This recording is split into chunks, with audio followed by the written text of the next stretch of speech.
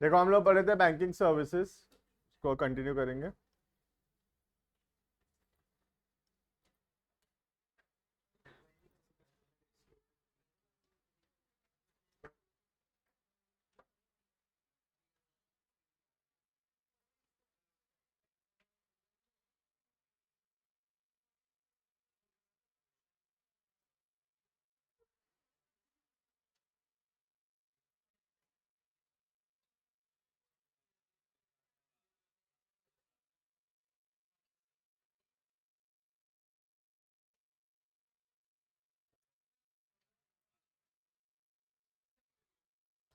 In a banking services उसके अंदर हम पढ़े थे types of account which can B opened in a bank, जिसके अंदर पहला था सेविंग्स अकाउंट, जो कि एक पर्सनल अकाउंट है, जो कि एक पर्सन के नाम से ओपन होता है पर्सनल यूज के लिए, जिसमें चेकबुक पासबुक मिलता है, इंटरेस्ट रेट कम होता है।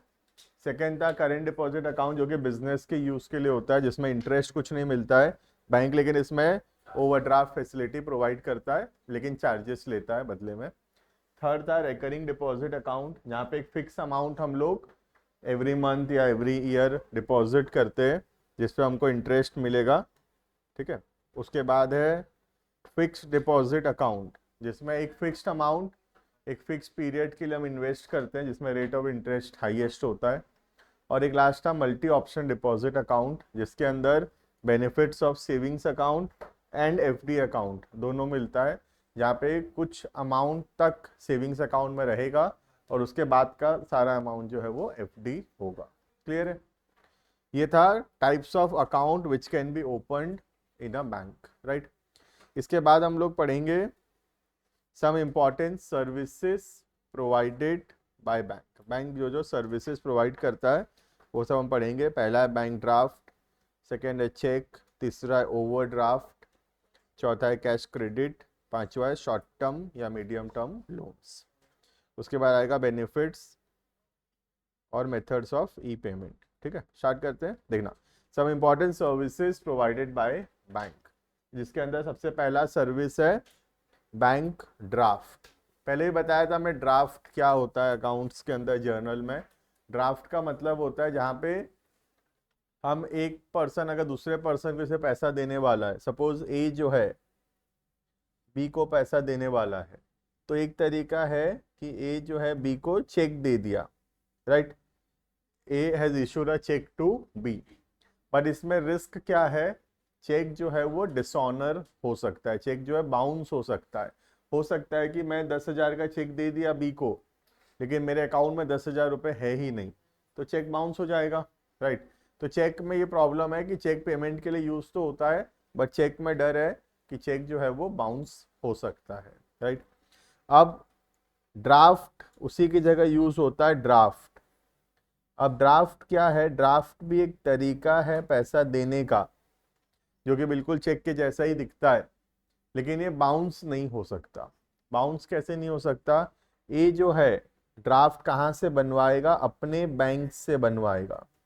उसका बैंक पहले चेक करेगा कि उसके अकाउंट में उतना पैसा है या फिर नहीं, ठीक है। फिर ये बैंक एक ड्राफ्ट इशू करेगा, ठीक है। अब ये ड्राफ्ट ए जो है किसको दे देगा, बी को दे देगा। अब बी जाएगा अपने बैंक में इस ड्राफ्ट को डिपॉजिट करने, ठीक है, तो बी का बैंक अकाउंट में पैसा आ जाएगा। क्लियर है? तो ड्राफ्ट बेसिकली एक इंस्ट्रक्शन है by one bank to another bank, ठीक है। ए और बी के बीच में जो चेक था उसमें डर था बाउंस होने का, ठीक है। ड्राफ्ट क्या है, ड्राफ्ट एक प्रकार का चेक ही है बिटवीन बैंक एंड बैंक, लेकिन बस ये बाउंस नहीं हो सकता, ठीक है। बाउंस नहीं होगा क्योंकि बैंक जो है चेक बाउंस ड्राफ्ट बाउंस नहीं करता, क्योंकि ड्राफ्ट बना है after checking the balance of A. A के अकाउंट में अगर 10,000 रुपए है, तभी ए के अकाउंट से 10,000 का ड्राफ्ट बनना होगा, ठीक है। तो ए के अकाउंट से 10,000 उसी समय माइनस हो जाएगा जब ड्राफ्ट बनेगा, और ये बैंक 10,000 रुपये बैंक अपने पास रखेगा, ठीक है। बी जिस दिन अपना ये ड्राफ्ट अपने बैंक में लगाएगा, उस दिन ये बैंक जो है इस बैंक को 10,000 रुपया भेज देगा। तो इस बैंक में आ गया 10,000, ये बैंक जो है इस कस्टमर को 10,000 दे देगा। क्लियर है? तो draft is same as a cheque, but cheque जो पहले से इश्यू हुआ रहता है, ड्राफ्ट पहले से इश्यू नहीं हुआ रहता, ड्राफ्ट जो है हमको बैंक में जाके बनवाना पड़ेगा। ठीक है, चेक क्या होता है, पहले से हमको चेकबुक मिला हुआ रहता है, उसमें बहुत सारा चेक लीव्स होता है। हमको आज किसी को चेक देना है, हम चेकबुक निकाले, अमाउंट लिखे, साइन किए, चेक फाड़ के दे दिए, तो ये दिस इज चेक। ये बाउंस होने का डर है इसमें, क्योंकि इसको इश्यू करते समय ये चेक नहीं किया गया कि अकाउंट में पैसा है कि नहीं है। राइट, अकाउंट में पैसा नहीं है फिर भी मैं चेक तो दे ही सकता हूँ, तो बाउंस होने का डर है। ड्राफ्ट क्या है, ड्राफ्ट मुझे पहले से नहीं मिला हुआ है, मुझे ड्राफ्ट अगर बनवाना है तो मुझे आज बैंक जाना पड़ेगा, बैंक में फॉर्म भरना पड़ेगा, बैंक मेरे अकाउंट में उतना रुपया है कि नहीं देखेगा, अगर उतना रुपया है तभी मुझे उतना रुपया का ड्राफ्ट बना के देगा। राइट, तो ड्राफ्ट जो है वो बनेगा after checking the balance in the bank account, तो ड्राफ्ट जो है वो बाउंस नहीं होगा। क्लियर है, ये समझ में आ गया what is draft, what is cheque. ठीक है, देखना, this is a cheque drawn by one bank, this is a cheque drawn by one bank against the funds deposited in its account at another bank। तो draft क्या है, एक bank जो दूसरे bank को चेक इशू कर रहा है उसको हम ड्राफ्ट बोल रहे हैं। ठीक है, authorising the second bank to make payment to the individual whose name is written on the draft.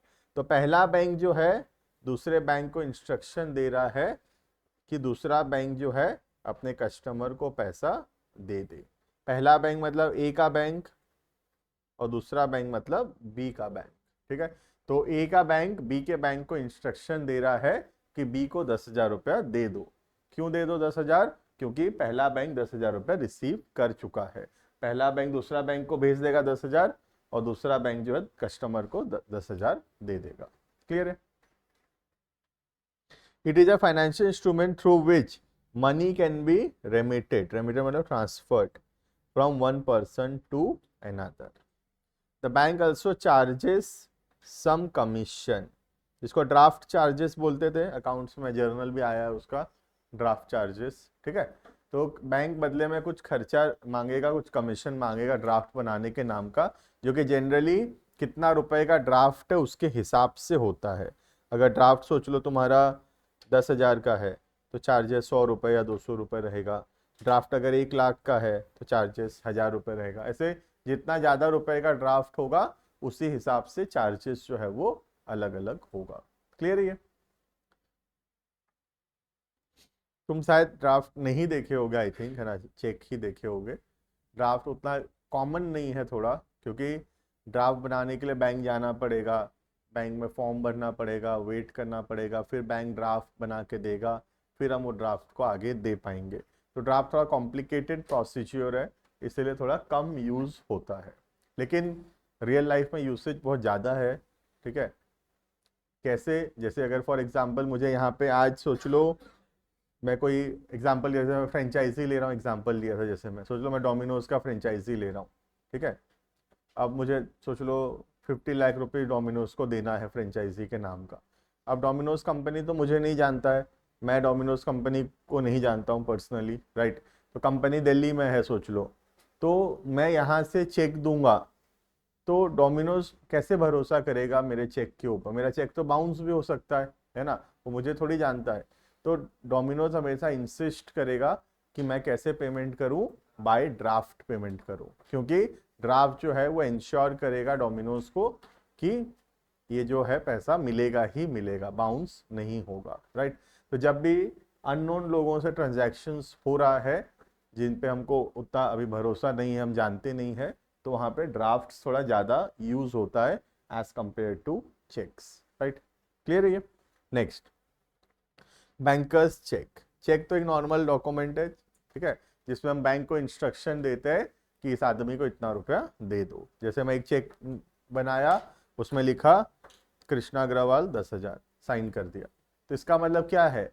मैं बैंक को इंस्ट्रक्शन दे रहा हूं कि कृष्णा को 10,000 रुपया दे दो। समझ में आ रहा है? तो what is a cheque? Cheque is basically a document which gives a instruction to the bank. Bank को हम इंस्ट्रक्शन दे रहे हैं कि बैंक इतना रुपया इस आदमी को दे दो बोल के, राइट, और उतना रुपया मेरे अकाउंट से कम कर देना। देखना, this is a document which instructs a bank to pay a certain sum to a third party. It is a kind of a bank draft which is payable within the town. So it can be called as local bank draft. ठीक है, इसको bank local bank draft भी बोल सकते हैं, क्योंकि एक ही जगह पे जहां हम रहते हैं, एक दूसरे को जानते हैं, वहां पे पेमेंट करने के लिए हम जनरली चेक को यूज करते हैं, इसलिए इसको लोकल मतलब अपने आसपास में पेमेंट करने के लिए यूज किया जाता है, इसलिए called as local bank draft, right. The commission charge और pay order is less than the bank draft. ठीक है, बहुत कम कमीशन होगा या नहीं के बराबर कमीशन होता है in a banker's cheque as compare to a bank draft. Draft में चार्जेस ज़्यादा होता है, चेक में चार्जेस नहीं होता है। थोड़ा बहुत चार्जेस जो बैंक खाली लेता है चेकबुक इशू करने के नाम का लेता है। जैसे आज तुम्हारा चेकबुक सोच लो खत्म हो गया, तो बैंक चेकबुक इशू करने के नाम का 100 रुपया लेगा और तुमको एक चेकबुक दे देगा जिसमें 25-30 तो चेक रहेगा। अब तुम उसको यूज करते रहो, पे करते रहो, और 1-2 रुपया 3 रुपया चार्जेस कटेगा जब पैसा पेमेंट करेगा बैंक तुम्हारे बदले, राइट। लेकिन यहाँ जो ड्राफ्ट है वहाँ पे चार्जेस थोड़ा हाई होगा। क्लियर है ये? तो दो गया, पहला बैंक ड्राफ्ट और दूसरा चेक, दोनों यूज होता है for the purpose of making payment करने के लिए यूज होता है रियल लाइफ के अंदर। क्लियर है ये? नेक्स्ट आता है ओवरड्राफ्ट। ओवरड्राफ्ट भी पढ़ाया हुआ है, अब तो दोनों बैच में पढ़ लिया हम लोग। What is overdraft? कौन बताएगा व्हाट इज ओवरड्राफ्ट? क्या होता है?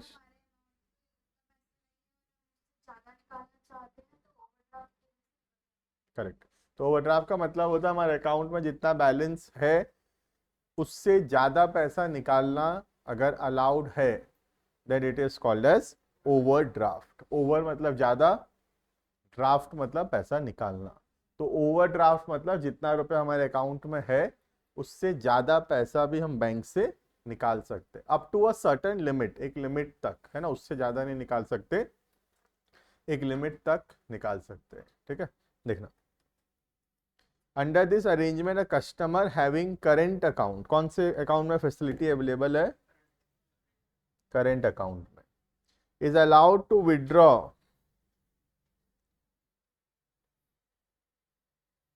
more than the balance in his account. He can overdraw up to a specific limit, एक पर्टिकुलर लिमिट तक विड्रॉ कर सकता है, ऐसे नहीं कितना भी विड्रॉ कर सकता है, स्पेसिफिक लिमिट तक विड्रॉ कर सकता है फॉर एन एग्रीड पीरियड, एक पर्टिकुलर टाइम तक। और बदले में बैंक हमसे क्या चार्ज करेगा? बैंक हमसे इंटरेस्ट चार्ज करेगा। क्लियर है? तो अब जैसे मुझे 1 लाख तक का ओवरड्राफ्ट मिला है, इसका मतलब मेरे अकाउंट में बैलेंस जो है मैक्सिमम -1 लाख तक जा सकता है, उससे ज्यादा नहीं, मैक्सिमम -1 लाख तक। किसी को 10 लाख का ओवरड्राफ्ट मिला है तो उसके अकाउंट में बैलेंस -10 लाख तक जा सकता है। क्लियर है ये? नेक्स्ट आता है कैश क्रेडिट। ठीक है, कैश क्रेडिट भी एक टाइप का लोन होता है, ओवरड्राफ्ट जैसा ही होता है, बस फर्क इतना है दोनों में कि जो ओवरड्राफ्ट होता है वो जनरली बिना कोई सिक्योरिटी के दिया जाता है, बिना कोई चीज गिरवी रखे, बिना कोई मॉर्गेज के दिया जाता है। और जो कैश क्रेडिट होता है उसमें हम एक पर्टिकुलर अमाउंट तक विड्रॉ कर सकते हैं, बट इसके बदले हमको कुछ सिक्योरिटी देना पड़ेगा, कुछ गिरवी देना पड़ेगा, राइट। तो ओवरड्राफ्ट एंड कैश क्रेडिट दोनों रियल लाइफ के अंदर मैं बोलूं तो एक ही चीज है। दोनों का मतलब है कि up to a certain limit तक हम पैसा निकाल सकते हैं। ठीक है, लेकिन दोनों में फर्क इतना है, ओवरड्राफ्ट के अंदर कुछ सिक्योरिटी का जरूरत नहीं है, कुछ प्रॉपर्टी गिरवी रखने का जरूरत नहीं है, लेकिन कैश क्रेडिट के अंदर प्रॉपर्टी गिरवी रखने का जरूरत है, राइट। इसीलिए कैश ओवरड्राफ्ट का अमाउंट कम रहता है थोड़ा, क्योंकि कुछ सिक्योरिटी नहीं है, तो बिना सिक्योरिटी के बैंक कितना पैसा देगा? 2 लाख, 5 लाख, 10 लाख तक देगा, उससे ज्यादा नहीं देगा, राइट। लेकिन कैश क्रेडिट क्योंकि सिक्योरिटी है, तो हम जितना रुपया का सिक्योरिटी दिए हैं उसके हिसाब से मिलेगा। अगर मैं 10 करोड़ का सिक्योरिटी दे सकता हूं तो मुझे 10 करोड़ भी मिल सकता है। क्लियर है ये? तो दोनों में फर्क क्या है? खाली विड्रॉल का जो अमाउंट है वो थोड़ा ज्यादा है कैश क्रेडिट में, बिकॉज उसमें सिक्योरिटी है। क्लियर? देख सकते हैं।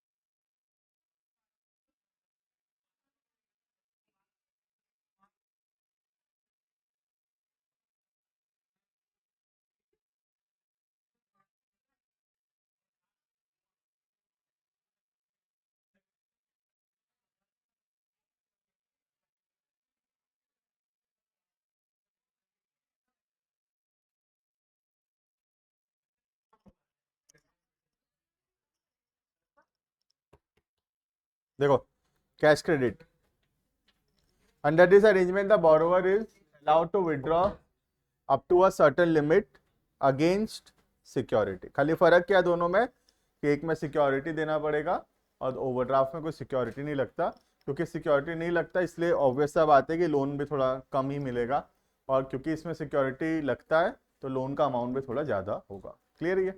नेक्स्ट आता है शॉर्ट टर्म, मीडियम टर्म या लॉन्ग टर्म लोन्स। अब हम अलग अलग टाइप का लोन ले सकते हैं डिपेंडिंग अपन आवर रिक्वायरमेंट। अगर मुझे 1 साल से कम के लिए पैसा चाहिए, I can take a short term loan.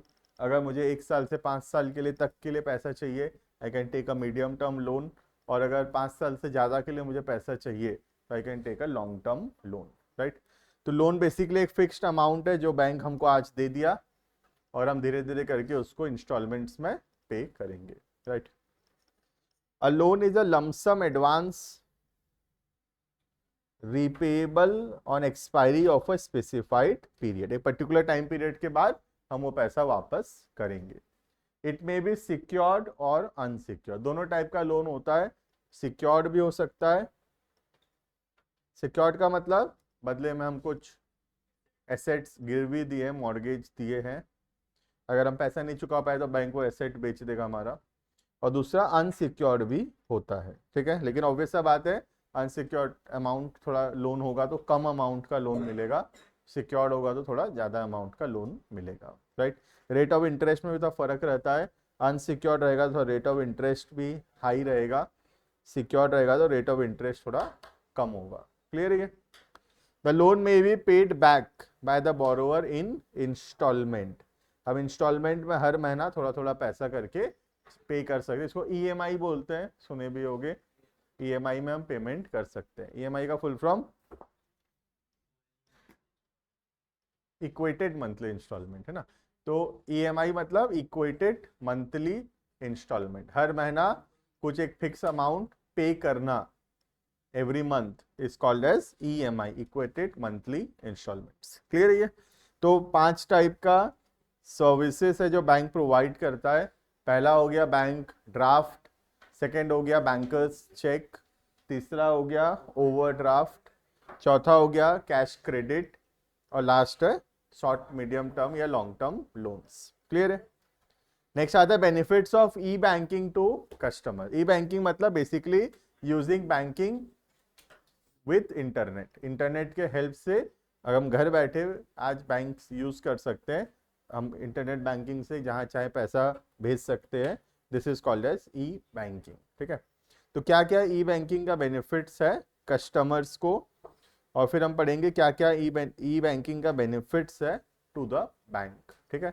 Bank को भी फायदा है और कस्टमर को भी फायदा है, ठीक है। पहला, कस्टमर को क्या फायदा है इंटरनेट बैंकिंग के वजह से, ठीक है। पहला, with e-banking there is possibility of digital payment, it promotes transparency।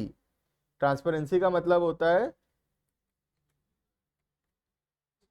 Transparency का मतलब होता है to show everything, that is transparency, छुपाना नहीं। तो ट्रांसपेरेंसी लाता है बुक्स ऑफ अकाउंट्स में, मतलब जो भी पेमेंट हो रहा है, आज जैसे मैं कैश में पेमेंट करता हूं तो चांसेस है कि मैं उसको भूल जाऊंगा, या ये चांसेस भी है कि मैं उसको रिकॉर्ड नहीं करूंगा। लेकिन अगर मैं बैंक से पेमेंट करता हूं तो मुझे वो रिकॉर्ड करना ही पड़ेगा, राइट। तो ट्रांसपेरेंसी इंश्योर करता है बुक्स ऑफ अकाउंट्स में डिजिटल पेमेंट। आज हम अगर हम सोच लो किसी दोस्त को 100 रुपया कैश दिए हैं तो हम भूल सकते हैं कि हम दिए हैं बोल के, लेकिन अगर मैं फोन पे किया हूं तो लाइफ टाइम के लिए मेरे पास स्टेटमेंट में लिखा हुआ है कि 100 रुपया में इसको भेजा था, राइट। तो डिजिटल ट्रांजेक्शन का बेनिफिट है कि वो एज अ हमारे पास प्रूफ रह जाता है हमेशा के लिए, और हम डिजिटल ट्रांजेक्शन जो उसको लिखना मैंडेटरी है, हम लिखेंगे ही लिखेंगे उसको। तो it ensure transparency in the books of accounts, right. Second, 24/7। आज अगर हमको ट्रेडिशनल बैंकिंग है तो बैंकिंग आवर्स में ही बैंक जाना पड़ेगा, 10 से 5 के बीच में बैंक जाएंगे तो ही हम किसी को पैसा भेज पाएंगे। लेकिन आज with the help of internet हम कभी भी कहीं पर भी कोई भी टाइम में किसी को भी पैसा ट्रांसफर कर सकते हैं, right. E banking provide 24 hours 365 day a year service to the customers. Clear है? Next, convenience. कन्वीनियंस मतलब आसान बनाता है बैंकिंग को। आज मुझे किसी को पैसा देना है, मुझे बैंक जाना पड़ेगा तो मुझे 1 घंटा लगेगा, 1 आवर लग जाएगा, बैंक जाऊंगा आऊंगा और पैसा भेजूंगा तो। लेकिन with the help of internet मैं मोबाइल से ही पैसा ट्रांसफर कर सकता हूँ with in a minute, right. तो इट प्रोवाइड कन्वीनियंस। कन्वीनियंस मतलब ट्रांजेक्शन्स जो है उसको ईजी बनाता है, हमको कहीं जाने का जरूरत नहीं है, अपने घर बैठे ही पैसा जो है किसी को भी ट्रांसफर कर सकते हैं, right. Customer can make some of the permitted transactions from office और हाउस, हम घर बैठे या बिजनेस में बैठे बैठे पेमेंट कर सकते हैं। और while travelling through mobile phone, या कहीं ट्रैवल भी अगर हम कर रहे हैं तो भी हम किसी को पैसा भेजना है तो हम भेज सकते हैं। क्लियर है। Next, financial discipline. Internet banking help करता है फाइनेंशियल डिसिप्लिन मेंटेन करने में। डिसिप्लिन का मतलब होता है बेसिकली रूल्स रेगुलेशंस को मानना, है ना। फाइनेंशियल डिसिप्लिन का मतलब पैसे को ठीक से यूज करना, बेकार का फिजूल खर्चा ना करना, that is financial discipline, right. तो ई बैंकिंग इंश्योर करता है फाइनेंशियल डिसिप्लिन। कैसे? हमारे पास जो भी खर्चा हुआ है सबका प्रूफ है, हम स्टेटमेंट डाउनलोड कर सकते हैं, पिछला एक महीना में कहाँ कहाँ पे हम खर्चा किए हैं, किस किस चीज में, स्टेटमेंट डाउनलोड करेंगे एक बार में आ जाएगा सारा। तो हमको हेल्प करता है ये बात समझने में कहाँ कहाँ पे खर्चा हो रहा है। लेकिन वहीं अगर हम कैश में पे कर रहे हैं तो आधा चीज तो हम भूल जाएंगे कि यहाँ पे हम पेमेंट किए थे बोल के, क्या क्या खर्चा हुआ था, आधा चीज हम लिखना छूट सकता है हमसे, राइट। तो ई बैंकिंग हेल्प करता है फाइनेंशियल डिसिप्लिन लाने में, क्योंकि हर एक ट्रांजेक्शन का प्रूफ रहता है हमेशा के लिए, राइट। ई बैंकिंग इंक्लूड्स इनकलकेट्स मतलब ब्रिंग्स, इनकलकेट मतलब brings a sense of financial discipline by recording each and every transaction. Clear है। Next, unlimited access. E-banking leads to greater customer satisfaction by offering unlimited access to the bank, not limited by the walls of the branch। हम कहीं पर भी बैठ के bank को access कर सकते हैं, हमको फिजिकली बैंक तक जाने का जरूरत नहीं है। क्लियर। प्लस बहुत सारे ऐसे जगह पे बैंक पहुंच सकता है जहां पे पहले नहीं पहुंच पा रहा था। आज जैसे विलेजेस है, विलेजेस में बहुत सारा बैंक नहीं है, वहां पे बैंक नहीं है, बट फिर भी with the help of e banking हम गांव में बैठ के भी किसी को चाहे तो पेमेंट कर सकते हैं। क्लियर है ये। लास्ट, लेस रिस्की, कम रिस्की है एज कंपेयर टू कैश, क्योंकि कैश जो है वो डर है चोरी होने का, right. There is a greater security of to the customer as they can avoid travelling with cash, right. तो आज हमको कहीं पे भी जाना है, पहले के ज़माने में क्या होता है, लोग पैसा कैश कैरी करते। आज मुझे सोचो कलकत्ता शॉपिंग के लिए जाना है तो मुझे जितना पैसा चाहिए कैश लेकर जाना पड़ेगा, तो रिस्क है कैश लेके ट्रैवल करने में, चोरी होने का डर है। लेकिन आज के दिन में अगर मुझे कलकत्ता जाना है शॉपिंग के लिए तो मुझे उतना पैसा लेके जाने का ज़रूरत नहीं है फिजिकली, क्योंकि हर एक जगह मैं वहाँ पे फ़ोन पे से पेमेंट कर सकता हूँ, राइट। तो क्या होगा, उससे मुझे कम कैश लेके ट्रैवल करना पड़ेगा। क्लियर है ये। और इतना ज़्यादा कॉमन हो गया है आजकल इंटरनेट ट्रांजैक्शन, इंटरनेट बैंकिंग। तुम देखोगे तो कोई भी एक ठेला में 10 रुपये गुपचुप भी खाओगे तो वहाँ पे एक ठो QR कोड का ऑप्शन है। तुम्हारे पास अगर कैश नहीं है तो यू हैव एन ऑप्शन कि तुम QR कोड से पेमेंट कर सकते हो। This is recent development in, I will say in last 3 to 4 years, इतना हाईली ज़्यादा डेवलप्ड है। वरना prior to, if I tell, prior to 2020, है ना, 2020 जो था उससे पहले, कोविड से पहले इतना ज़्यादा कॉमन नहीं था। अवेलेबल तो था, ऑब्वियस सा बात है, फोन पे गूगल पे तो 2015-16 से है, 12 से है, बट उतना ज़्यादा कॉमन नहीं था। बट आफ्टर 2020 पोस्ट कोविड जो है ये बहुत ज़्यादा कॉमन हो गया है, राइट। क्लियर इतना।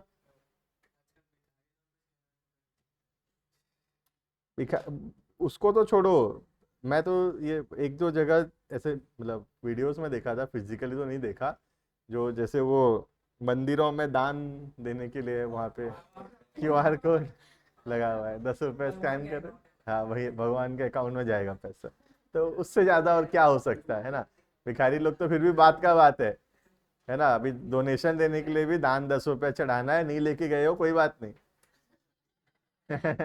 You have an option, scan करके पे करो, ठीक है। और सच है, ये तो आ गया है सारे मंदिर, मतलब बड़े बड़े जो ये अपने जो बड़े बड़े मंदिर से उस सब में लग गया है, क्यूआर कोड लगा हुआ है, पेमेंट कर सकते हो, है ना, अपने अपने श्रद्धा के हिसाब से पेमेंट कर सकते हैं, है ना। Next, benefits of e banking to the bank. Bank को क्या फायदा है? सबसे बड़ा फायदा बैंक को है कि कस्टमर ब्रांच कम आएगा, ये सबसे बड़ा फायदा है। देखो आज एग्जांपल के तौर पे सोच लो ये बैंक है, ठीक है, एग्जांपल लेता हूं, एग्जांपल में सोच लो इतना बड़ा बैंक है एग्जांपल के तौर पे, ठीक है, सपोज 200 स्क्वायर फुट का बैंक है। अब पहले क्या होता था, हर समय कस्टमर को पेमेंट करने के लिए बैंक आना पड़ता था, पैसा डिपॉजिट करने, हर एक चीज के लिए बैंक फिजिकली आना पड़ता था। तो हर समय ना बैंक में भीड़ रहता था, रहेगा कस्टमर का लाइन लगे रहेगा, भीड़ रहेगा बैंक में, तो बैंक कंजेस्टेड होगा, जगह नहीं होगा बैंक में, तो इनको 200 स्क्वायर फुट का जगह में नहीं हो पाएगा, तो इनको जो है 1000 स्क्वायर फुट का जगह रेंट पे लेना पड़ेगा, क्योंकि उतने सारे कस्टमर रोज आते हैं, तो बैठने के लिए जगह चाहिए, सबको सर्विस देने के लिए बड़ा जगह चाहिए, तो 1000 स्क्वायर फुट जगह में रेंट ज़्यादा लगेगा, 1000 स्क्वायर फुट जगह में एम्प्लॉयज़ ज़्यादा बैठाना पड़ेगा, तो ज़्यादा रेंट लगेगा, ज़्यादा सैलरी लगेगा, अगर सब कोई बैंक रोज आएंगे तो पैसा पेमेंट करने। लेकिन आज के दिन में बैंक यूजुअली कोई विजिट ही नहीं कर रहा है ना, कभी कभार पैसा डिपॉजिट करने गए तो गए, वरना पेमेंट करने तो हम फोन से ही पेमेंट कर रहे हैं, तो कस्टमर का आना बैंक में कम हो गया है। अब उतने ही कस्टमर को सर्व करने के लिए सिर्फ 200 स्क्वायर फुट का जगह से काम हो जाता है, तो रेंट कम लगेगा, सैलरीज कम लगेगा, सिंपल सा बात है, राइट। एग्जाम्पल के तौर पे बोल रहा हूँ, जैसे सोच लो एक क्लासरूम में मेरे पास लेट से 30 स्टूडेंट्स को बिठाने का जगह है, अगर 30 के 30 जन फिजिकली आएंगे तो मैं 30 को ही पढ़ा पाऊंगा। लेकिन सोच लो 30 जन यहाँ हैं, 20 जन यहाँ ऑनलाइन भी पढ़ते, तो मैं 50 को पढ़ा पा रहा हूँ, वही तो मेहनत लग रहा है, 1 घंटा पढ़ा रहा हूँ। अगर ये ऑनलाइन नहीं होता लेट से, तो मैं 30 लोगों को यहाँ बैठ के पढ़ा पाता, 30 लोग बैठ के, और नेक्स्ट 20 को पढ़ाना है तो एक और बैच मुझे बनाना पड़ता, उसमें पढ़ाता मैं, ठीक है।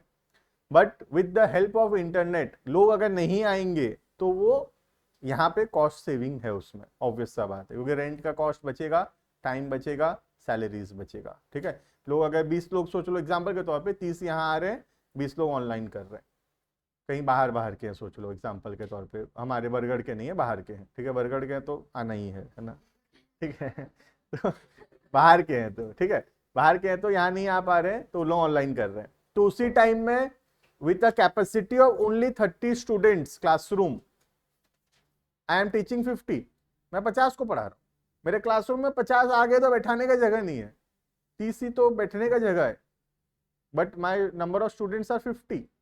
यही बैंक के साथ भी हो रहा है, कस्टमर आ गए ना, बैंक में खड़े होने का जगह नहीं है, लेकिन आते कहाँ हैं, आते थोड़ी है, तो सब घर में बैठे हैं, 200 स्क्वायर फुट का छोटा सा बैंक में काम हो जा रहा है, रेंट कम लग रहा है, सैलरी कम लग रहा है, यही लोग सब कोई आने लग गए बैंक में जगह ही नहीं होगा खड़े होने का, बड़ा बैंक चाहिए, ज्यादा स्टाफ चाहिए मैनेज करने के लिए, 4 गुना ज्यादा खर्चा लगेगा बैंक का। बैंक भी कभी नहीं चाहेगा कि तुम बैंक आओ, बैंक चाहेगा तुम घर में रहो, तो बैंक अपने सर्विसेज को इतने लेवल तक ले जाना चाहता है कि तुमको बैंक आना ही ना पड़े। खाली बैंक में एक रीजन के लिए आदमी ज्यादा आता है, कैश डिपॉजिट करने, बैंक उसके लिए भी एटीएम में डिपॉजिट करो बोलता है आजकल, बाहर एटीएम लगा हुआ है, जाओ एटीएम में पैसा डिपॉजिट करो, क्योंकि बैंक चाहता ही नहीं कि तुम अंदर आओ बैंक में जगह ही नहीं है ना, इतने सारे कस्टमर बैंक आ जाएंगे तो बैंक में जगह ही नहीं होगा, रेंट बढ़ जाएगा, सैलरी बढ़ जाएगा लोगों का, राइट, समझ में आ रहा है प्रॉब्लम। तो with the help of internet banking सबसे ज्यादा फायदा बैंक का हो रहा है, रिड्यूसिंग लोड ऑन ब्रांचेस का लोड कम हो रहा है, क्लियर है ये, देखना। तो लास्ट पॉइंट पहले पढ़ा दिया मैं, रिड्यूस लोड्स ऑन ब्रांचेस, पढ़ लेते हैं एक बार। The load on branches can be reduced by establishing centralized database and by taking over some of the accounting functions। तो सिंपल काम सब जो है ऑनलाइन अगर होगा तो ब्रांचेस का लोड जो है वो कम होगा, कम कस्टमर्स को से डील करना पड़ेगा, क्लियर है ये। तो 1000 कस्टमर रखे हैं हम लोग, बैंक में 1000 लोगों का अकाउंट है, लेकिन 1000 लोग आते ही नहीं बैंक, बहुत कम लोग आते हैं बैंक, तो कम लोगों से डील करना पड़ता है, लेकिन चार्जेस सबका काटते हैं हम बैंक से, इंटरेस्ट सबसे लेते हैं, लेकिन लोग कम आते हैं बैंक में। वही फिजिकल होता तो 1000 लोगों को सर्विस देने के लिए 1000 लोगों को बैंक में आते, तो हमारा कॉस्ट बढ़ेगा उससे। क्लियर है ये? नेक्स्ट, कंपिटिटिव एडवांटेज पढ़ते हैं। Point number 1, e banking provides competitive advantage to bank. Competitive advantage मतलब बाकियों से आगे, कॉम्पिटिटर से आगे होना, is called as competitive advantage.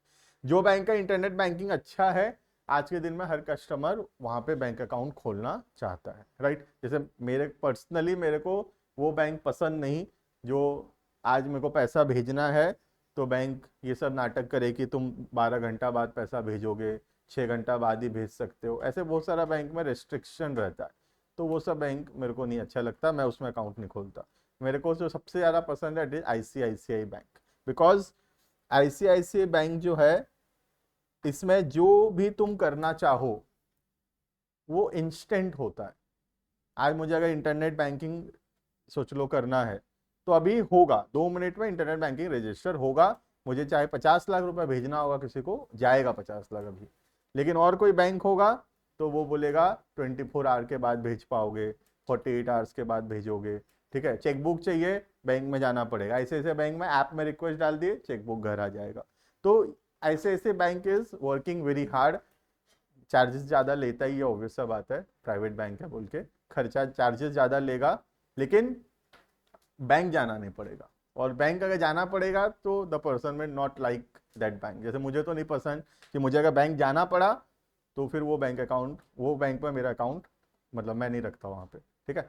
Bank जाना ही ना पड़े ऐसा बैंक होना चाहिए, राइट। एंड ICICI बैंक जो मेरा पर्सनली मुझे ठीक लगता है, it is ICICI, right. Next, second, unlimited network. E-banking provides unlimited network to the bank and is not limited to the number of branches. हम अनलिमिटेड जगह तक पहुंच सकते हैं, कहीं तक भी पहुंच सकते हैं, वहां पे ब्रांच ओपन करना जरूरी नहीं है। आज जैसे मुझे कोई गांव में अगर मेरा सर्विस देना है, ICICI बैंक को सोच लो गांव में सर्विस देना है, पहले गांव में अकाउंट, गांव में बैंक ब्रांच खोलना पड़ेगा, तब वहां पे गांव वाले अकाउंट खोलेंगे। लेकिन आज वहां पे ब्रांच नहीं भी खोल के अगर हमारे यहाँ पे हम ब्रांच अपने अर्बन एरियाज में ब्रांच में अगर अकाउंट खोल दें और रूरल एरियाज से भी वो लोग ऑपरेट कर पाएंगे, उनको फिजिकली बैंक क्योंकि आने का जरूरत नहीं है, ठीक है। सोच लो मेरा बरपाली में एक पर्सन है, वहाँ पे ICICI बैंक नहीं है बरपाली में, वो बरगढ़ में आके एक बार खाली ICICI बैंक बरगढ़ में अकाउंट खोल ले, बरपाली में बैठे बैठे भी वो सारा सर्विस यूज कर पाएगा, राइट। लेकिन पहले ऐसा नहीं था, पहले बरपाली में ICICI बैंक है तो ही बरपाली वाला वो सर्विस वहां पे ले पाएगा, वरना नहीं ले पाएगा, right. NEPC connected to modem and telephone can provide cash withdrawal needs of the customer. Internet से कितना भी पैसा हम विड्रॉ कर पाएंगे, किसी को भी कितना भी पैसा ट्रांसफर कर पाएंगे। क्लियर है ये? This is benefits of E banking to the bank. Clear? इतना पढ़ेंगे हम लोग, बाकी नेक्स्ट क्लास।